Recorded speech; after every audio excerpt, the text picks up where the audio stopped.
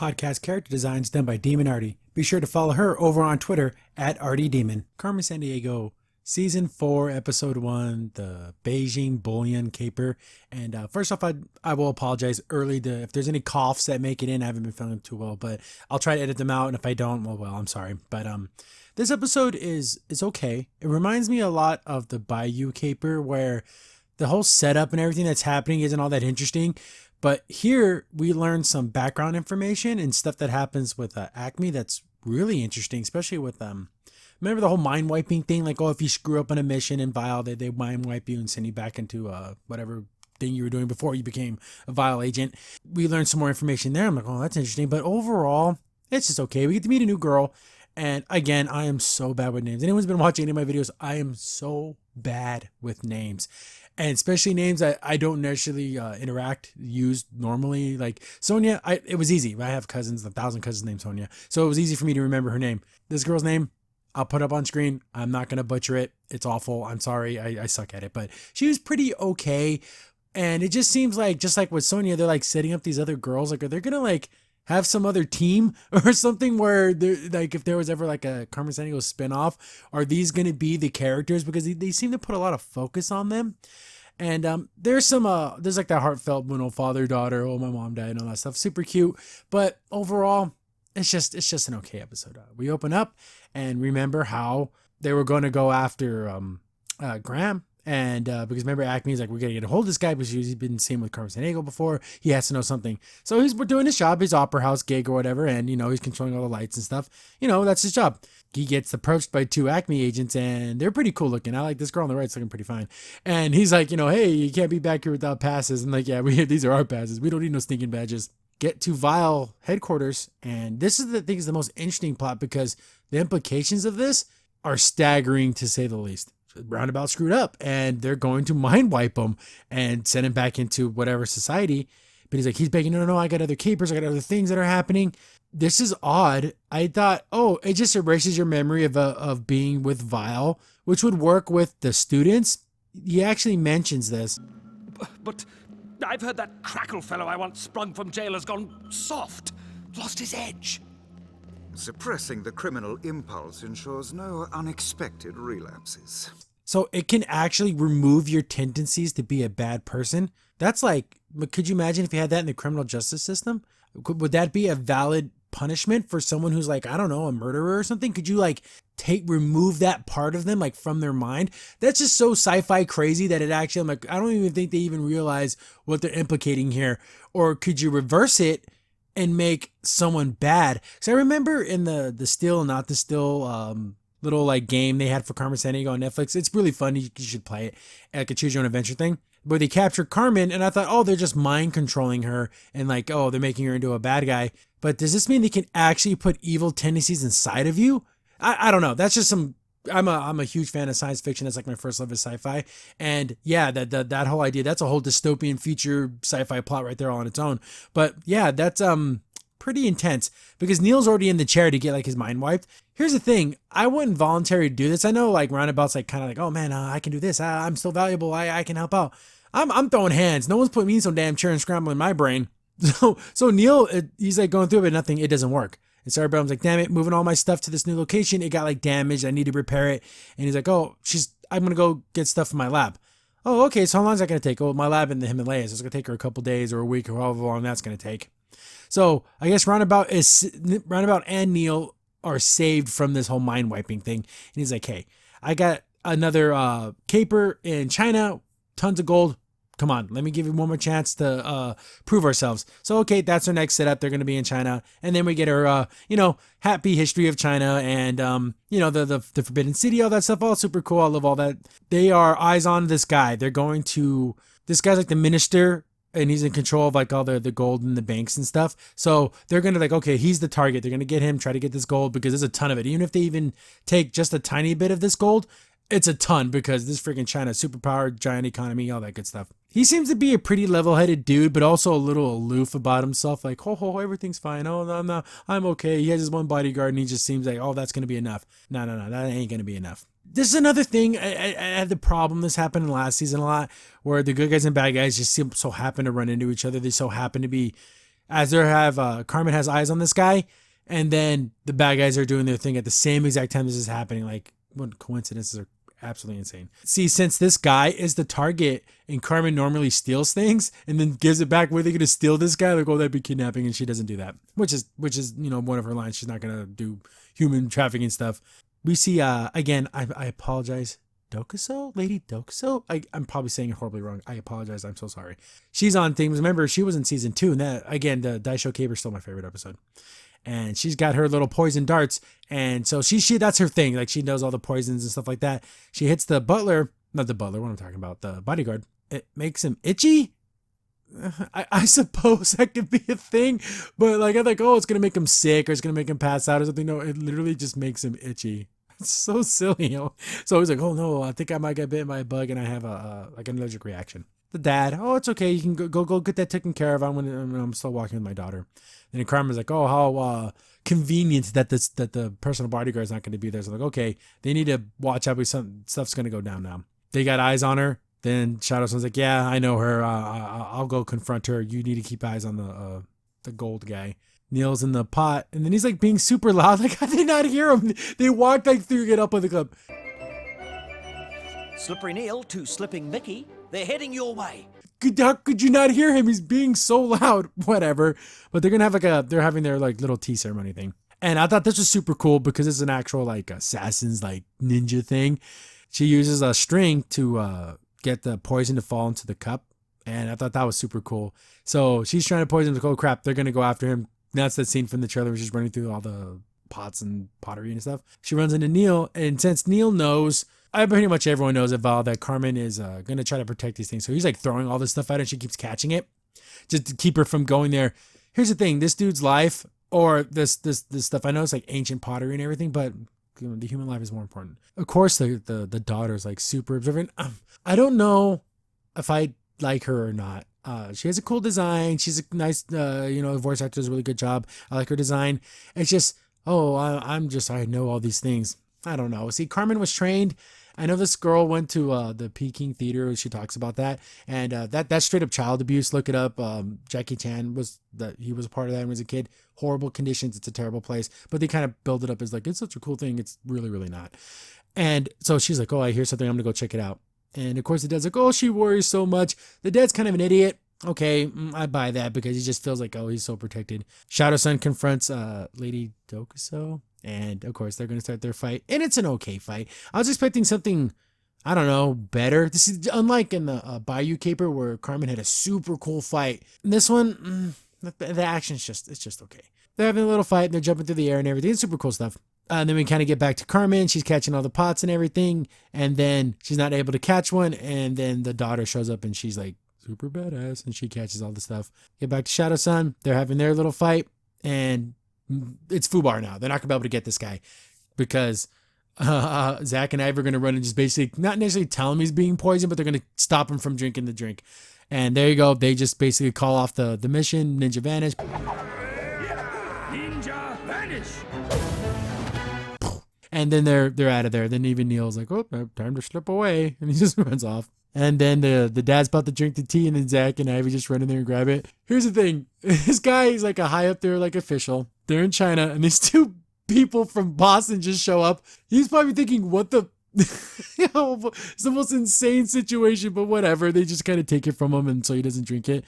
They don't question it, like, who the hell are you? We're security. We're going to talk to you. Nothing. They just kind of let him walk away, like... This is the kind of stuff I'm not a big fan of. Like, okay, you're this guy. He's just going to just let these two randos just come up here and just grab his tea. And he's like, oh, you. Get back to the group's kind of debriefing about what went down. We save the dad. And then the daughter walks up. And then Carmen's like, oh, she's cool. Okay, Carmen vouched for her. She doesn't even know her. Here's the thing. They developed Sonia so much better than they did this girl. Where they kind of gave her the backstory about all the things she went through. And Carmen trying to fight and try to tell her that there's a better way. This girl's just already perfect, and then Carmen just confirms how perfect she is. They could have done better. Whatever. So they save their dad, and then they kind of talk about, hey, we're trying to protect your father, because she thought, what are you guys, like CIA or something like that? And of course they know, oh, Carmen, make some dumb acronym. But she's like, no, but we are here to save your father because there's people out there that want to get him. And she's like, when's the next time your dad's going to be vulnerable? she's like, well, tomorrow night we're having like this celebration, the opera thing. He's going to play the main role. And she's like, well, we're going to have to cancel that because your father's life's in danger. I do think it's kind of funny that it's like, well, no, the show must go on because the mom and stuff, which is it's sentimental, but like, come on. Get back to Graham's getting interrogated, and man, this girl's super cute. And he's like, oh, hey, what's up, guys? And what's going on here? Like, you guys CIA? That's like the joke. Like, they keep thinking everyone's like CIA. Then the chief shows up, and like, of course, she's like in hologram form. How does she lean over and put her hands on the table? If she's projecting her image, she would have to have another table where she's physically at to do that. You know, I just think that's weird that she's able to like interact with stuff and like lean on something, even though she's physically not there. Okay, whatever. Then even he tries to like touch her and it's like a hologram. It's like, oh, what's going on? Then, you know, she wants some information because she's getting tired of like just getting leads and never getting anything out of Carmen. He's like, oh, they bring up the whole Carmen Sandiego thing. It's like, oh yeah, she's like one of the good guys. Since he does know about her, remember they stopped V.I.L.E from doing that A.C.M.E, which would have shut down all those hospitals and killed all those people. Actual real villain plot. Then she's like, oh, now that's something interesting. Get back to we're back in China, and then she explains how that they have to do the show because that was something their mother loved, and they're going to be on stage together for the first time ever, and they're going to be honoring their mom. Again, super sentimental. It's beautiful, but your dad's life is at risk, you know. So of course, Carmen, when it comes to Carmen and mom, she's gonna fight for that because she's missed her mom, and you know her dad's dead, all that kind of stuff. So she feels that for her. Okay, we're gonna go on with the show, but we're gonna make sure your dad's gonna be safe. Okay, dangerous, but okay, it makes sense. Carmen would do something like that. V.I.L.E, you know, they report in, yeah, we hit a snag, things aren't good, and the mission failed. And then Maelstrom looks over at Roundabout. You failed again. He's like, oh, no. I have a plan B. We don't have to rush this whole mind-wiping business. The way he speaks, it's really funny, especially now that he's scared. And he's like, well, we got a plan B. They're going to get him at the performance. And they kind of explain that. And what they're going to do, they're going to use Mind Bomb's going to basically swap with him. And I thought, well, if he's singing, how is he going to sing? I'm like, okay, they're going to probably use some type of like tape recorder or something. But Mind Bomb would be able to copy his movements perfectly because that's like what he does, which makes so much more sense for his character instead of just being that guy who's on the street who doesn't do anything in any episode. Now this actually makes his talents useful. Get to the show. And this is where another disappointment. Everyone's just like in street clothes. I don't expect them to be in like gala apparel, which, you know, we'd always see Carmen in these absolutely gorgeous gowns and dresses, just perfection. She's just wearing like her regular street clothes, and so is everyone else. Maybe not black tie event, but something a little nicer. I think they just went cheap on that because even Shadow Sun's just wearing a t-shirt and pants. It's like he's not even wearing like gear. So they're walking around trying to keep an eye on everyone. But Lady Dokuso sneaks into the room, replaces the paint with the face paint with probably some type of knockout paint or something that's going to be able to get this guy. Zach and Ivy are with the daughter, and they go, don't worry, we're going to take care of your dad. Dad's getting ready. And then you see the picture of the mom and daughter. Super sweet. I love it. I love family stuff. It's great. Then he's putting on the face paint, and then he is like, oh, that's how they're going to get him. I do like this move because it is something that a lady would get away with without, you know, any provocation. She's walking by and just kind of just swipes some lipstick on him. The bodyguard is like, hey, what the hell? Like, what do you do that for? Ooh, it's a fast acting, knocks him out. See, people are, they're, especially she's kind of like an older woman, his guard's down. That would have been like a younger guy. He would have been like ready for, okay, who's this guy? What's he doing? But since she's just this, oh, she's a harmless lady, but of course she's mashed with poisons. Knock him out. Neil grabs him, takes him to the closet. Okay, guard's down. Dad's putting on the rest of the makeup. Oh, the makeup, it was drugged. So he passes out. I'm like, oh, that's something going to do the replacement. Mind Bomb goes in there and he's going to take over. Okay, that's going to be the plan. They're going to swap him out. The performance starts and it's not the father. We know it's Mind Bomb, but the crew doesn't know that. He's out there and he's singing. It's not like traditional, like when we think of opera, this is Chinese opera. It's completely different. The daughter's like, wait a second, that's not my dad. And I do like the fact that she's like, I know it's not my dad because he can't sing that well. I love you so much because you notice my flaws. She's like, no, that's like perfect. My dad isn't that good. He's not even close to being that good. Then, you know, Carmen uses her glasses and it does like, face recognition. It breaks through it's Mind Bomb. And he's using a projector to play a recording of like a famous guy who did this opera before. So that's how they're doing it. Shadow Sun checks on the dad where he's supposed to be. He's not in there. Sees that The makeup's been poisoned. Okay, they got him. We have to go find him. The daughter's all worried. Carmen's like, don't worry about it. We're going to go get him. He's already off premise. They already got him in a truck and they're driving off with him. Neil's the truck driver.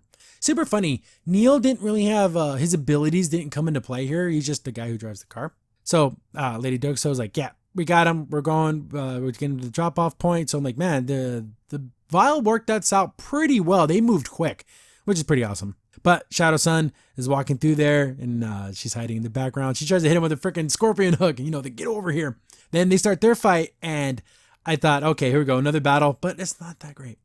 Neil's hitting every red light. And then of course he's complaining about it because red lights suck. Then a banner falls and like hits the truck and he has to pull it off. And, you know, he drives off. So I'm like, oh, all these things, they wouldn't show these things unless they meant something. Like they must have done something to the car, put a tracker on it. They must have done something. Get back to Graham and he's talking to the chief, and he's like, what are you the red lady Carmen now? Yeah, she stood, we went and did that thing. I helped her out, and then, you know, she stood me up at the cafe again because she kind of broke their date twice. And he's like, yeah, she's one of the good guys. Like, why are you even talking to me? Shouldn't you guys be talking to her? Like, she's a good guy, right? And then Chief's like, what the hell? Why is this? Because you can tell he's being honest. He's not lying. He's not trying to be deceitful. And she's like, what the heck is Carmen's game here? But this whole time, even Chief has to start realizing maybe Julia was onto something and realizing that Carmen wasn't a bad guy, or she was not stealing these things for like notorious purposes. Maybe she was stealing for good reasons. Get back to Neil. They get the father out of the truck, and they're going to use him because he's since like I said, he's the guy who's like ahead of all the gold and stuff. They're going to use his like retinal scan. They knocked out all the guards, and the scan's not working. Doesn't work. I'll do it again. Doesn't work. And then we see that it's Zach. So when they were stopping the car and doing all that stuff, that's when they swapped him out.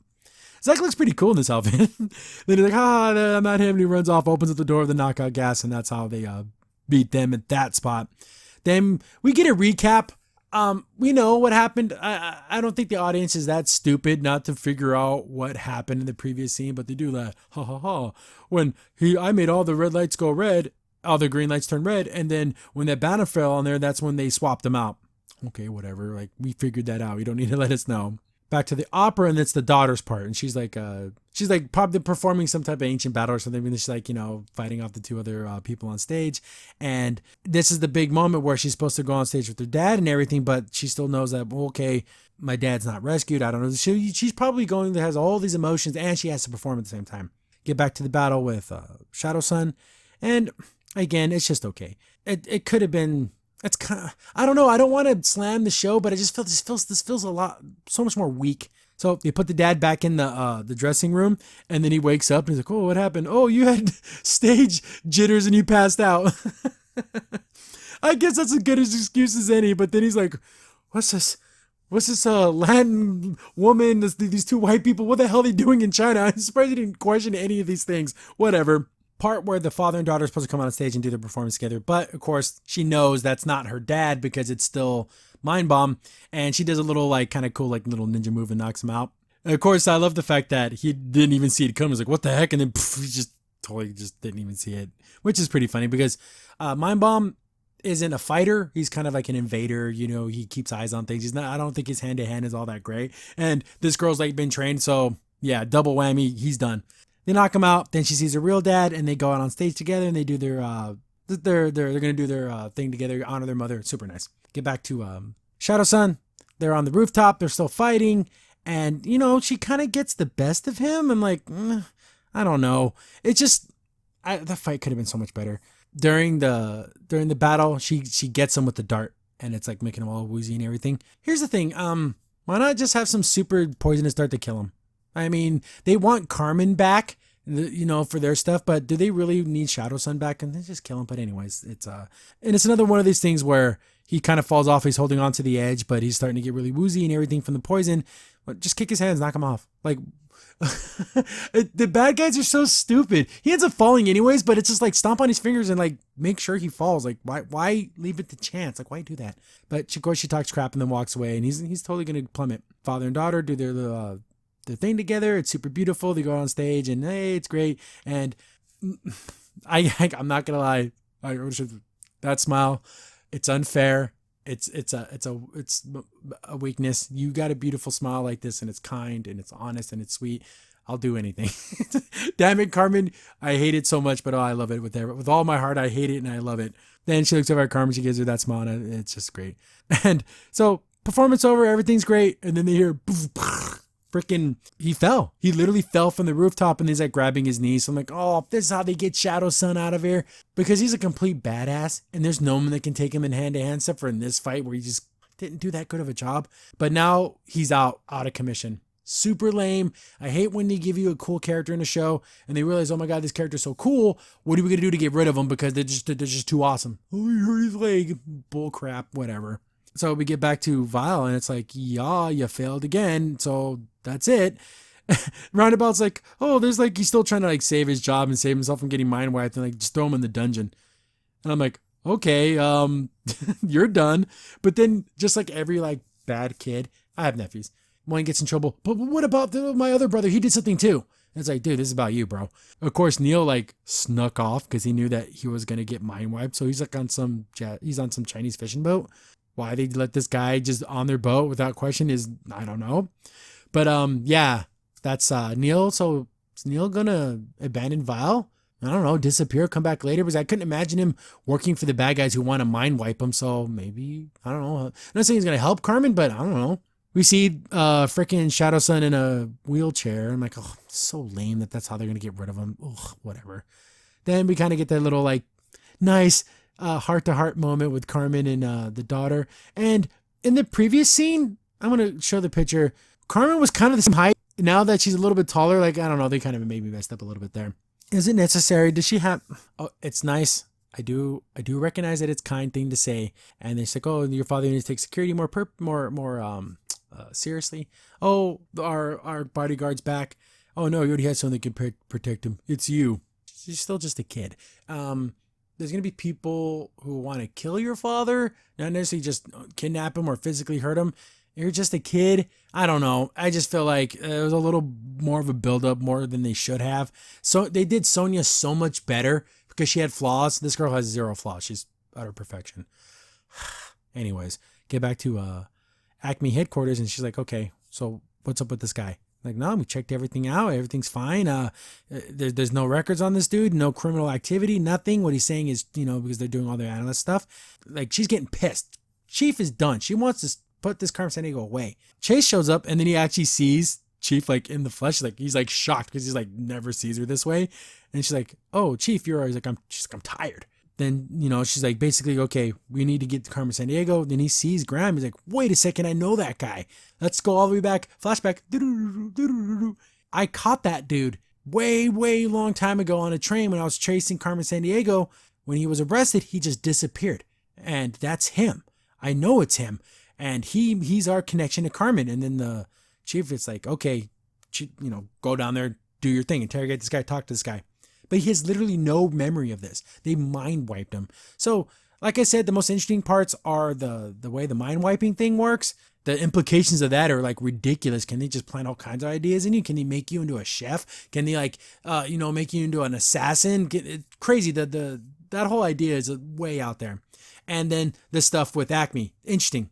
The caper itself, definitely one of the weaker ones.